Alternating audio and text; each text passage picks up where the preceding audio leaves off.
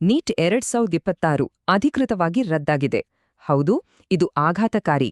ಆದ್ರೆ ಮೇ 3ರ ಪರೀಕ್ಷೆ ಬಗ್ಗೆ ಎನ್ಟಿಎ ಮಾಡಿರುವ ಈ ಪ್ರಕಟಣೆಯ ಸಂಪೂರ್ಣ ಸತ್ಯಾಸತ್ಯತೆಗಳ ತುರ್ತು ಅಪ್ಡೇಟ್ ಇಲ್ಲಿದೆ.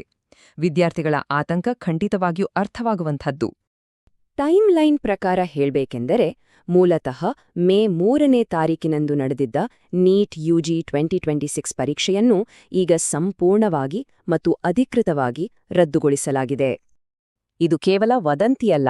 ಮೇ 12, 2026ರಂದು ಹೊರಬಂದಿರುವ ಅಧಿಕೃತ ಎನ್ಟಿಎ ಪತ್ರಿಕಾ ಪ್ರಕಟಣೆ ಇದನ್ನು ಸ್ಪಷ್ಟಪಡಿಸಿದೆ. ಪ್ರಸ್ತುತ ನಡೆದ ಪರೀಕ್ಷಾ ಪ್ರಕ್ರಿಯೆಯನ್ನು ಯಾವುದೇ ಕಾರಣಕ್ಕೂ ಹಾಗೆ ಮುಂದುವರಿಸಲು ಸಾಧ್ಯವಿಲ್ಲ ಅನ್ನೋದು ಖಚಿತವಾಗಿದೆ. ಆದರೆ ಇಷ್ಟು ದೊಡ್ಡ ಮಟ್ಟದ ನಿರ್ಧಾರ ಏಕೆ? ಇದರ ಹಿಂದೆ ಸಿಬಿಐ ತನಿಖೆ ಯಾಕೆ ಬಂತು ಅಂತ ನೋಡೋಣ. ಪಾರದರ್ಶಕತೆಯ ಗಂಭೀರ ಸಮಸ್ಯೆಗಳು ಮತ್ತು ಪರೀಕ್ಷೆಯಲ್ಲಿನ ಲೋಪಗಳ ಬಗ್ಗೆ ಕೇಂದ್ರೀಯ ತನಿಖಾ ಏಜೆನ್ಸಿಗಳು ವರದಿ ನೀಡಿವೆ. ಈ ಕಾರಣದಿಂದಾಗಿ ವ್ಯವಸ್ಥೆಯ ಸಮಗ್ರ ವಿಚಾರಣೆಗಾಗಿ ಭಾರತ ಸರ್ಕಾರವು ಪ್ರಕರಣವನ್ನು ನೇರವಾಗಿ ಸಿಬಿಐ ತನಿಖೆಗೆ ವಹಿಸಿದೆ. ಈ ನಿರ್ಧಾರದಿಂದಾಗಿ ವಿದ್ಯಾರ್ಥಿಗಳಿಗೆ ಎಷ್ಟು ನೋವಾಗಿದೆ ಮತ್ತು ಎಷ್ಟು ಅನಾನುಕೂಲವಾಗಿದೆ ಅನ್ನೋದನ್ನ ಎನ್ಟಿಎ ಒಪ್ಕೊಂಡಿದೆ. ಈ ಕಷ್ಟದ ಸಮಯದಲ್ಲಿ ಪೋಷಕರು ತಮ್ಮ ಮಕ್ಕಳ ಜೊತೆ ನಿಂತು ಅವರಿಗೆ ಬೆಂಬಲ ಮತ್ತು ಧೈರ್ಯ ತುಂಬೋದು ಬಹಳ ಮುಖ್ಯ. ಆದರೂ ರಾಷ್ಟ್ರೀಯ ಪರೀಕ್ಷಾ ವ್ಯವಸ್ಥೆಯ ಮೇಲಿರುವ ನಂಬಿಕೆಯನ್ನು ಉಳಿಸಿಕೊಳ್ಳೋದು ಎಲ್ಲಕ್ಕಿಂತ ಅನಿವಾರ್ಯವಾಗಿತ್ತು.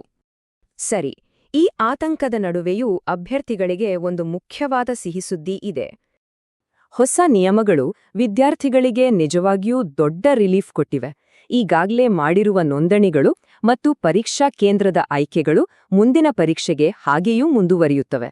ಮರಳಿ ಹೊಸದಾಗಿ ಅರ್ಜಿ ಹಾಕುವ ಅಗತ್ಯವಿಲ್ಲ, ಯಾವುದೇ ಹೆಚ್ಚುವರಿ ಶುಲ್ಕ ಕಟ್ಟುವಂತಿಲ್ಲ ಮತ್ತು ಈ ಮೊದಲು ಪಾವತಿಸಿದ ಶುಲ್ಕವನ್ನು ಸಂಪೂರ್ಣವಾಗಿ ಮರುಪಾವತಿಸಲಾಗುತ್ತದೆ. ಈ ಸಮಯದಲ್ಲಿ ನಾವೆಲ್ಲರೂ ನಕಲಿ ಸುದ್ದಿಗಳ ಬಗ್ಗೆ ತುಂಬಾನೇ ಎಚ್ಚರದಿಂದ ಇರಬೇಕಾಗಿದೆ. ಸಾಮಾಜಿಕ ಮಾಧ್ಯಮಗಳಲ್ಲಿ ಹರಿದಾಡುವ ಯಾವುದೇ ಆಧಾರವಿಲ್ಲದ ವದಂತಿಗಳನ್ನು ದಯವಿಟ್ಟು ನಂಬಬೇಡಿ. ಮುಂಬರುವ ಮರುಪರೀಕ್ಷೆಯ ದಿನಾಂಕಗಳು ಮತ್ತು ಹೊಸ ಅಡ್ಮಿಟ್ ಕಾರ್ಡ್ ಮಾಹಿತಿಗಾಗಿ ಕೇವಲ ಅಧಿಕೃತ ಎನ್ಟಿಎ ಚಾನೆಲ್ಗಳನ್ನು ಮಾತ್ರ ಅವಲಂಬಿಸಿ. ಹೊಸ ಮರುಪರೀಕ್ಷೆಯ ದಿನಾಂಕಕ್ಕಾಗಿ ದಯವಿಟ್ಟು ಡಿಸ್ಕ್ರಿಪ್ಷನ್ ಚೆಕ್ ಮಾಡಿ. ಮುಂದಿನ ಬಾರಿ ವ್ಯವಸ್ಥೆಯಲ್ಲಿ ಸಂಪೂರ್ಣ ಪಾರದರ್ಶಕತೆ ಇರುತ್ತದೆ ಎಂಬ ನಂಬಿಕೆಯೊಂದಿಗೆ ವಿದ್ಯಾರ್ಥಿಗಳು ಧೈರ್ಯಗುಂದದೆ ತಮ್ಮ ಅಧ್ಯಯನವನ್ನು ಮುಂದುವರಿಸಬೇಕು. ಪ್ರತಿಯೊಂದು ಅಧಿಕೃತ ಅಪ್ಡೇಟ್ಗಾಗಿ ಈಗಲೇ ಸಬ್ಸ್ಕ್ರೈಬ್ ಮಾಡಿ.